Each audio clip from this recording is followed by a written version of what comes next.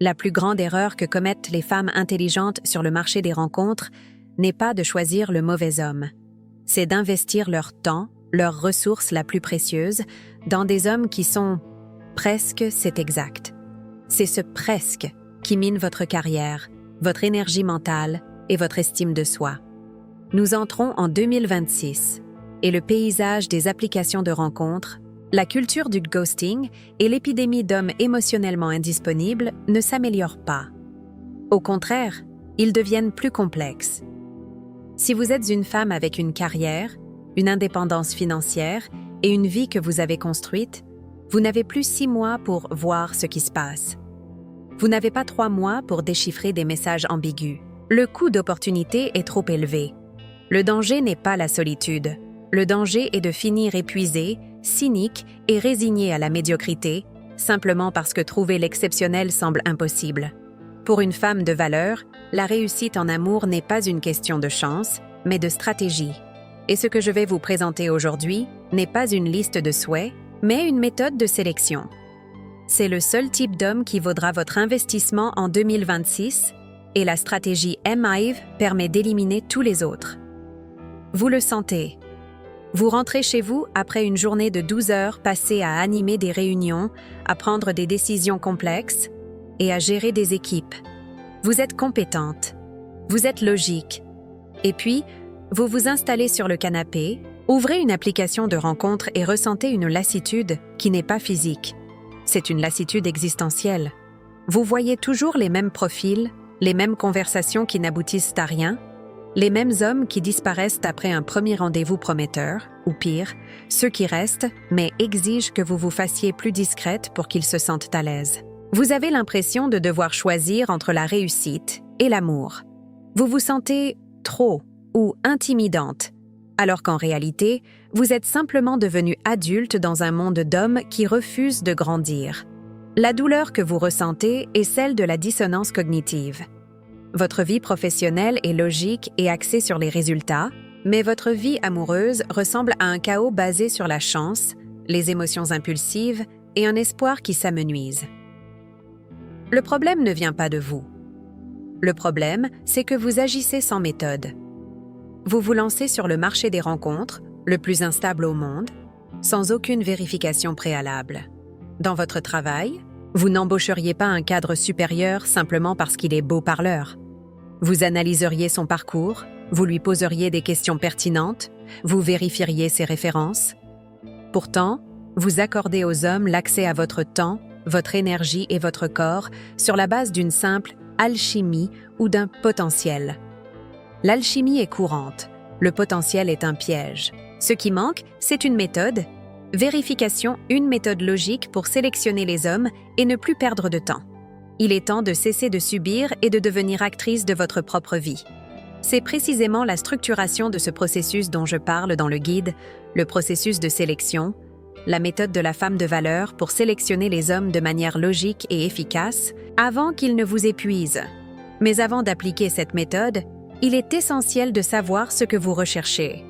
Quel est votre objectif? Qu'est-ce qui définit l'homme idéal en 2026? Il ne s'agit pas de taille, de compte en banque ou de loisirs. C'est une question de psychologie. La première caractéristique fondamentale et la plus rare d'un homme qui mérite votre temps est maturité émotionnelle adulte. Cela ne signifie pas qu'il ne ressent pas de colère, de tristesse ou de frustration. Une erreur fréquente consiste à confondre maturité et refoulement. La maturité émotionnelle est en réalité tout le contraire. C'est la capacité de processus gérer des émotions intenses sans réagir de manière impulsive, défensive ou destructive. L'homme émotionnellement mature perçoit un décalage sain entre le stimulus, ce qui le frustre, et sa réaction, l'action qu'il entreprend.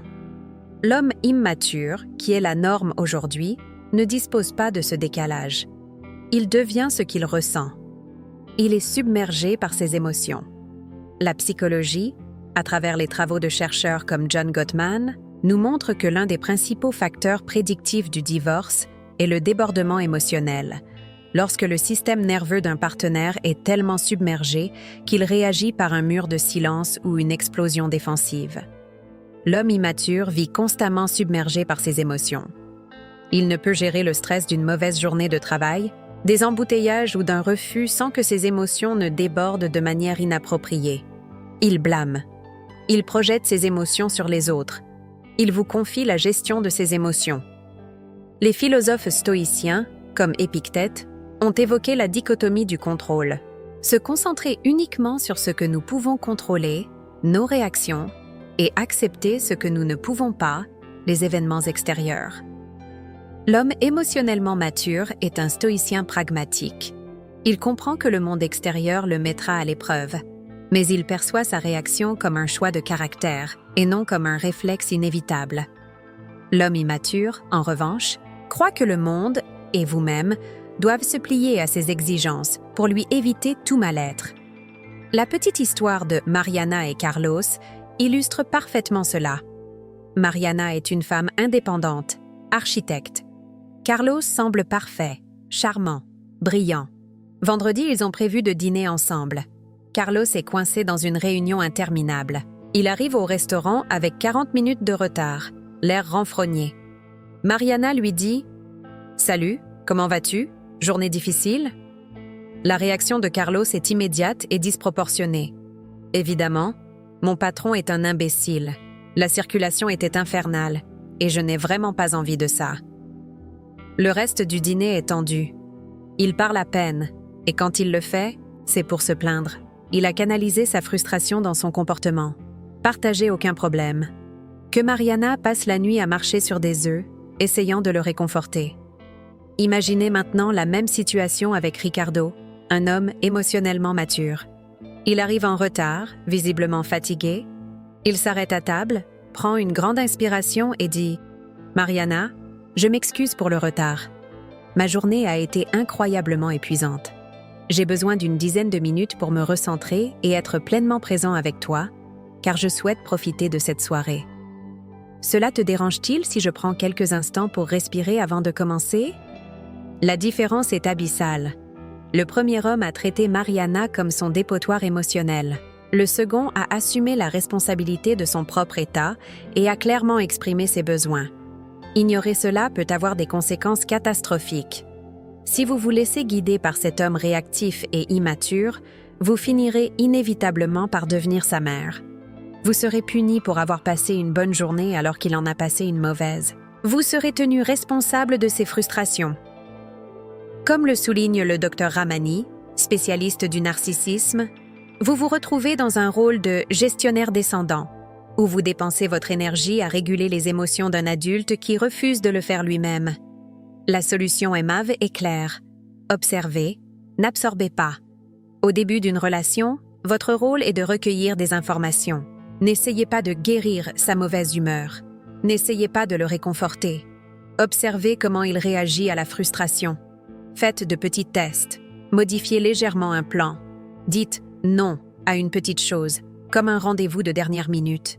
« Oh, je ne peux pas aujourd'hui, mais on peut se voir jeudi ?» Sa réaction à cette micro-frustration vous en dira long. Boude-t-il? Essaie-t-il de vous blâmer? Ou accepte-t-il simplement la situation et reporte-t-il le rendez-vous? L'homme de 2026 considère la régulation émotionnelle comme sa responsabilité, pas la vôtre. La deuxième caractéristique fondamentale est qu'il s'agit d'un homme guidé par un but, pas par la validation. Il existe une différence cruciale entre un homme qui a un travail et un homme qui a une raison d'être. Un travail est extérieur. Il est lié au statut, à l'argent et à l'approbation d'autrui. Une raison d'être est intérieure.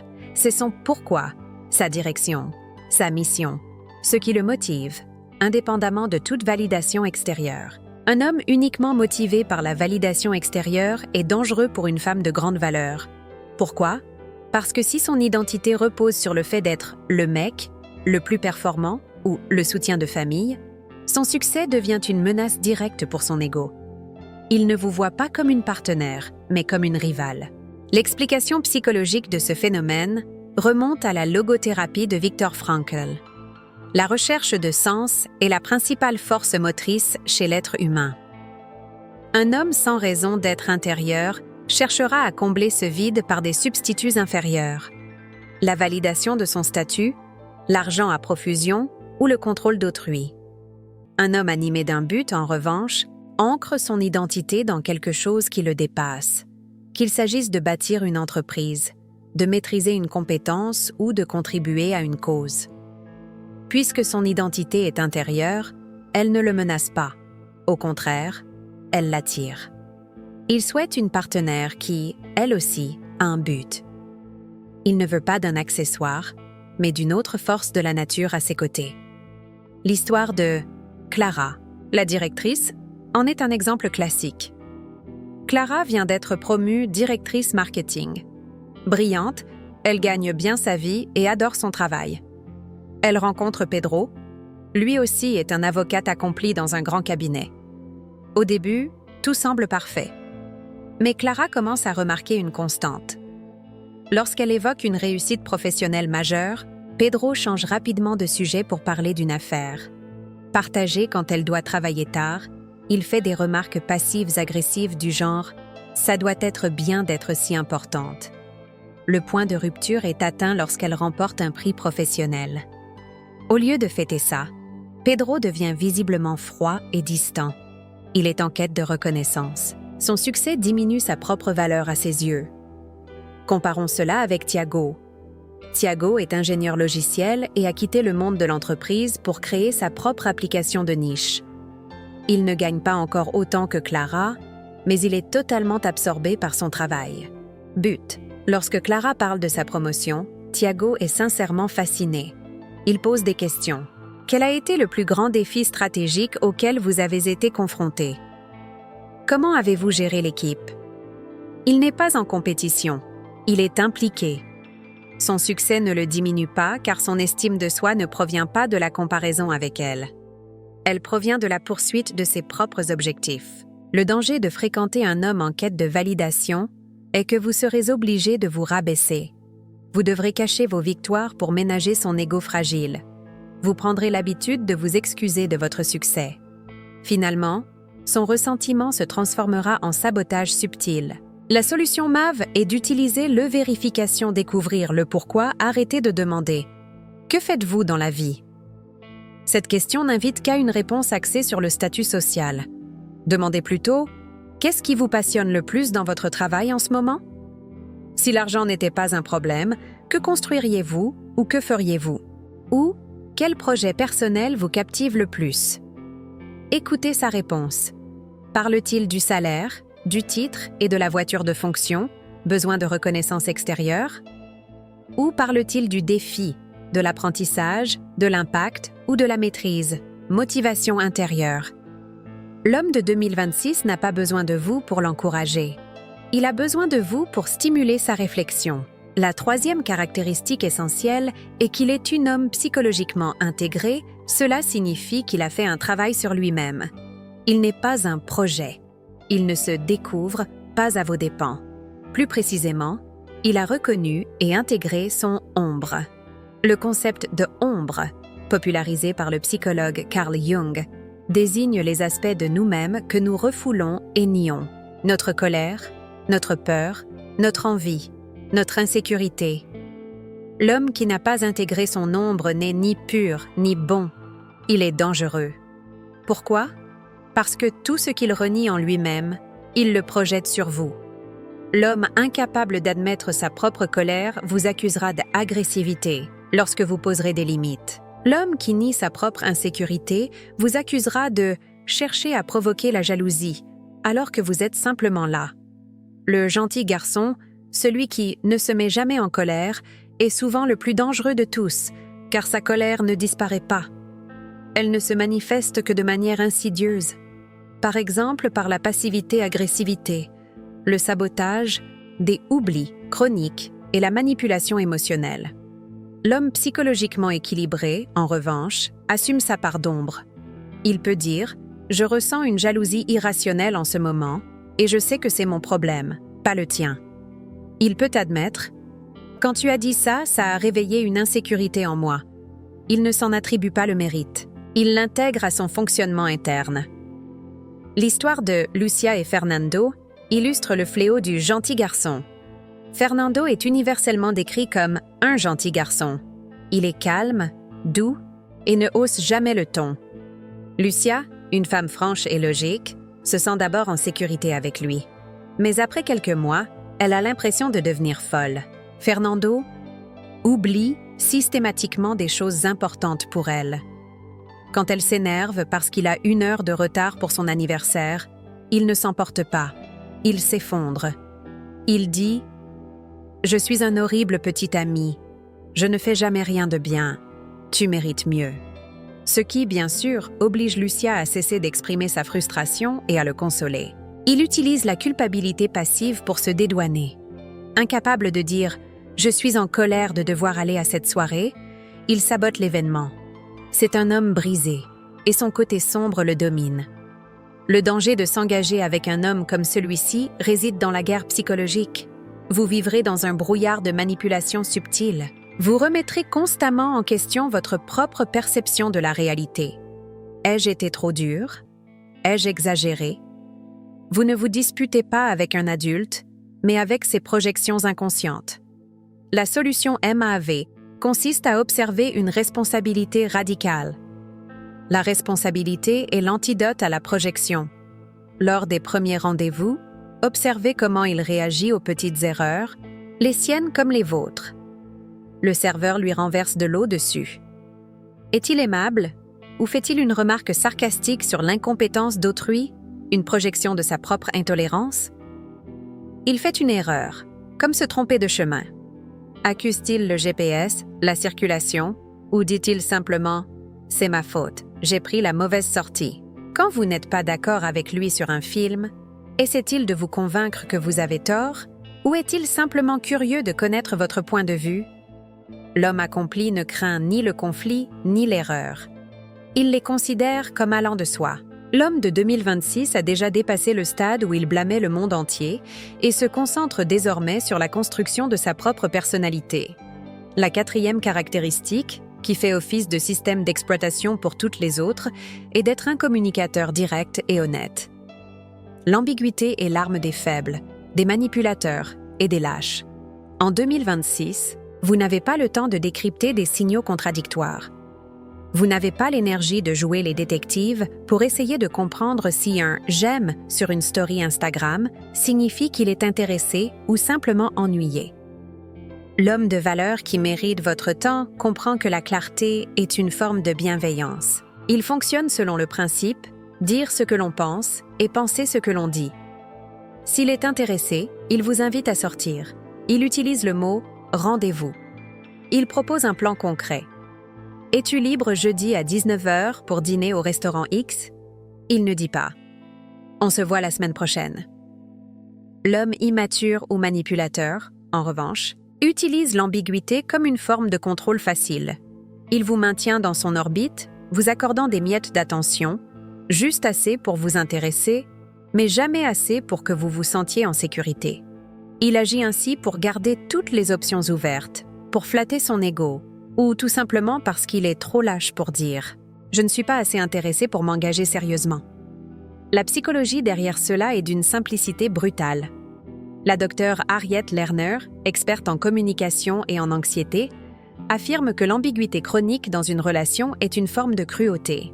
Elle contraint l'autre personne, vous, à vivre dans un état d'anxiété latente, constamment en proie au doute et à l'analyse. Le docteur John Gottman identifie le mur de silence, le silence et l'évitement, comme l'un des 4 cavaliers de l'Apocalypse dans les relations.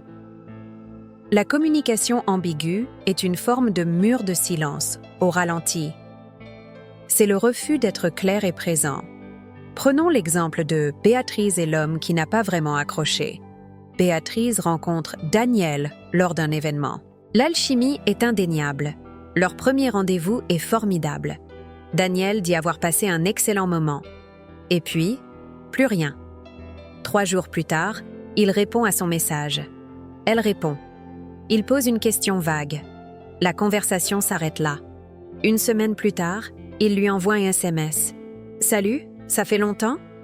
Béatrice passe des semaines sur ces montagnes russes émotionnelles, oscillant entre espoir et frustration.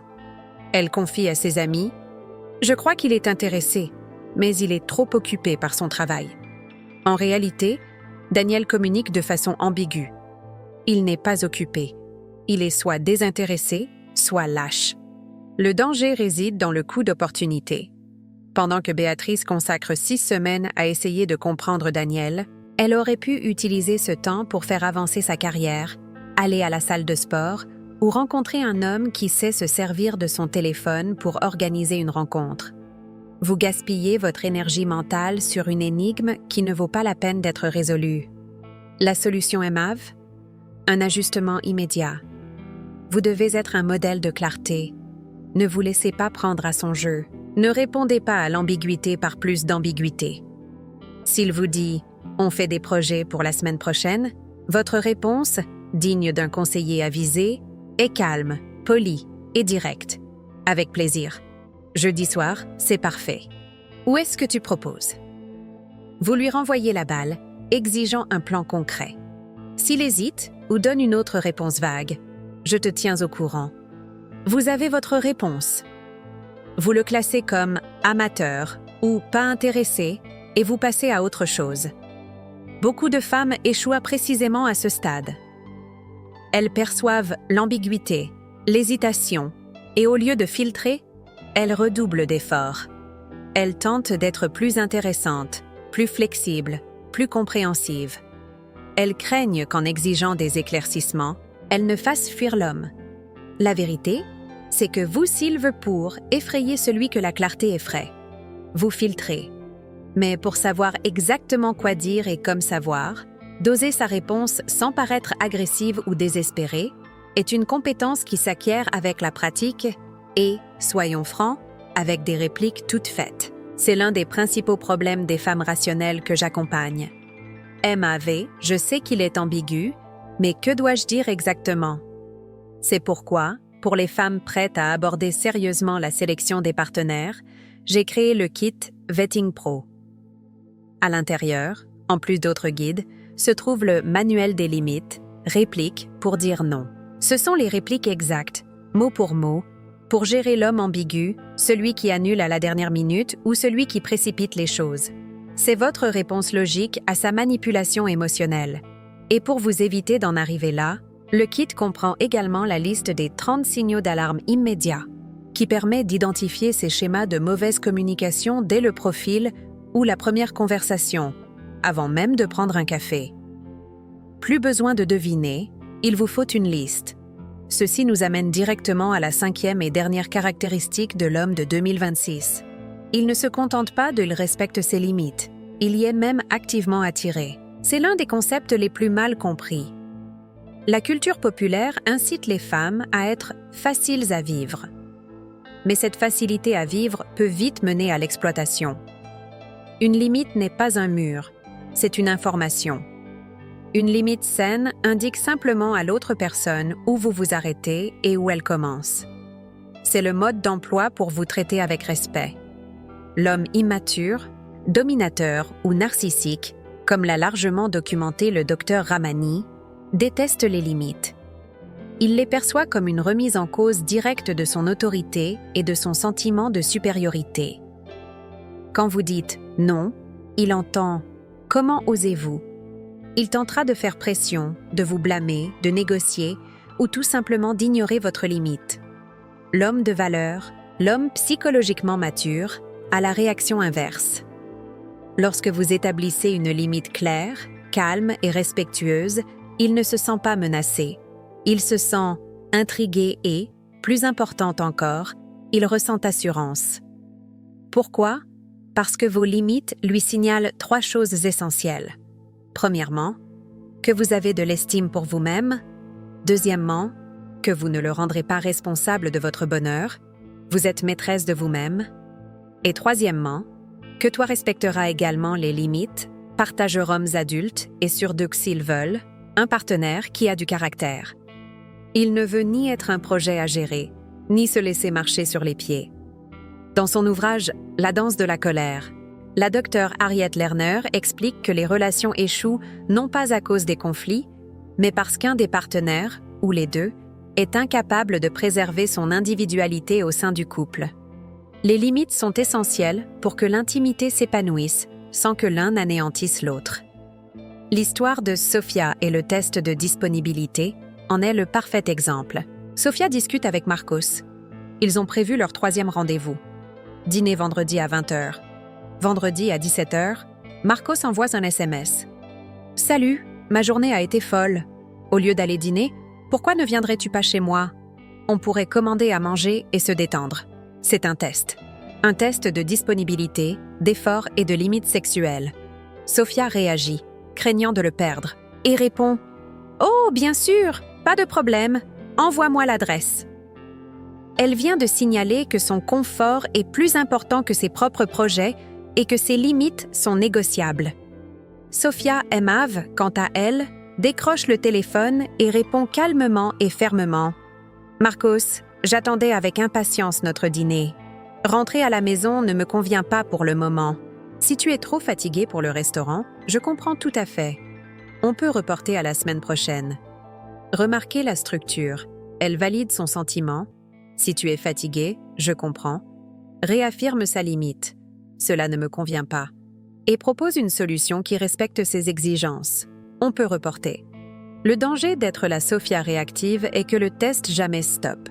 Si vous cédez sur cette petite limite, la prochaine épreuve sera plus difficile. Il annulera à la dernière minute. Il exigera plus de votre temps en faisant moins d'efforts. Avant même de vous en rendre compte, votre relation sera complètement déséquilibrée, empreinte de ressentiment, car vous lui aurez appris dès le départ que vos limites n'ont aucune importance. Le ressentiment, comme le dit Gottman, est l'acide qui ronge les fondements de l'amour. La solution est Mav, établir des limites. Tôt, calmement tête sans culpabilité, il faut savoir dire non avec élégance. L'homme qui en vaut la peine ne se contentera pas d'accepter votre refus. Il vous respectera d'autant plus. Il pourrait même dire « Compris, pas de problème. Le restaurant de 20h est toujours d'accord. À bientôt. » Sa réaction à votre limite compte pour 90% dans votre processus de sélection. L'homme de 2026 ne cherche pas une femme qui dit « oui » à tout. Il cherche une femme qui lui dise consciemment « oui » et « non » à tout le reste, y compris à ses comportements superficiels. Alors, quel est le seul homme qui vaille la peine d'être fréquenté en 2026? C'est l'homme émotionnellement mature, non impulsif. C'est l'homme guidé par un but, non par le besoin d'être validé. C'est l'homme psychologiquement équilibré qui ne projette pas ses propres faiblesses sur vous. C'est celui qui communique de façon directe et claire, sans ambiguïté. Et c'est l'homme qui respecte et valorise vos limites, car il les perçoit comme une force, non comme une menace. Trouver cet homme n'est pas comme trouver une licorne mythique. Elles existent. Mais elles ne s'intéressent pas aux femmes réactives, à celles qui manquent de limites, ni à celles qui agissent par peur de la solitude. L'homme de grande valeur recherche son égal. Par conséquent, il ne s'agit pas de « trouver » cet homme. Il s'agit de « filtre considéré activement toutes les autres est essentiel ». Votre vie amoureuse est le reflet direct de la qualité de votre discernement.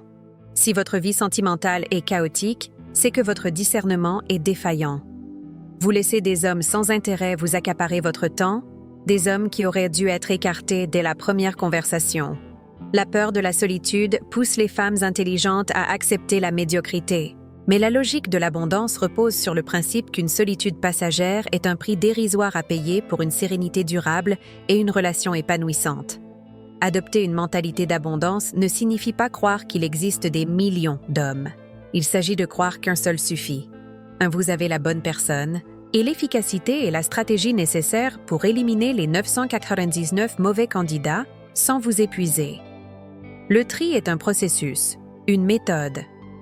Il ne s'agit pas d'agir par intuition ou affinité, mais d'une démarche logique, de questions stratégiques et d'un état d'esprit précis. C'est précisément le système que je détaille dans mon guide phare, le processus de sélection, le guide de la femme de valeur pour choisir les hommes et ne plus perdre son temps. Ce livre ne traite ni de l'énergie féminine, ni de la manière de manifester un homme. C'est un véritable manuel pratique. Il explique comment structurer votre profil pour attirer l'homme idéal, quelles questions poser lors des 3 premiers rendez-vous et comment repérer les signaux d'alarme psychologique avant de vous impliquer émotionnellement. Si vous en avez assez de perdre votre temps, si vous êtes prête à appliquer la même logique et la même efficacité à votre vie amoureuse, alors voici la prochaine étape. Le lien vers le guide complet, qui comprend le guide audio, calibrage. L'état d'esprit de la femme de valeur et le PDF, l'arsenal des questions clés, se trouve dans le premier commentaire épinglé sous cette vidéo. Assez de ce chaos. Il est temps de mettre en œuvre la stratégie. Maintenant, j'aimerais avoir votre avis. Parmi les 5 caractéristiques que nous avons abordées, maturité émotionnelle, sens du but, intégration psychologique, communication directe et respect des limites, laquelle considérez-vous comme la plus rare sur le marché du travail actuel? Et quel est le pire comportement contraire que vous ayez jamais rencontré? Partagez votre expérience dans les commentaires ci-dessous. Transformons cet espace en une étude de cas sur l'importance de la sélection.